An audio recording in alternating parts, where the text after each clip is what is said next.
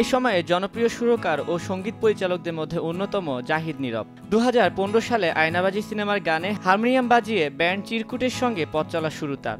এরপর আর পিছে ফিরে তাকাতে হয়নি। ব্যান্ডের পাশাপাশি একক ক্যারিয়ার নিয়েও এগিয়ে গেছেন বেশ জোরে সোরে।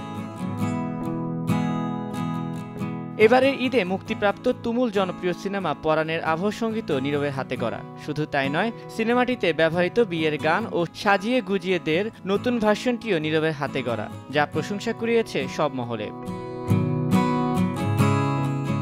সামাজিক যোগাযোগ মাধ্যম ফেসবুকেও পরাণ সিনেমার নানান আলোচনায় উঠে এসেছে নীরবের গান এবং আবহ সঙ্গীতে মুগ্ধতার কথা। মিম, সৈফুল রাজ, ইয়াশ, রোহান অভিনীত পরাণ সিনেমায় ভিন্ন মাত্রা যোগ করেছে জাহিদ নীরবের আবহ সঙ্গীত। কবি নির্মলানন্দ গুণের দেশান্তর উপন্যাসের প্রেক্ষাপটে একটি চলচ্চিত্র হচ্ছে, সেটার ডিরেক্টর হচ্ছে আশুতোষ সুজন।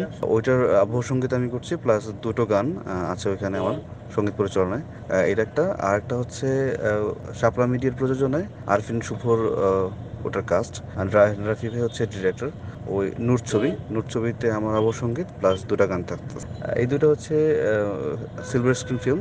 আর চরকিতে আসতেছে হচ্ছে শুক্লপক্ষ, যেটা ভিকি জায়েদ ডিরেকশন দিয়েছে।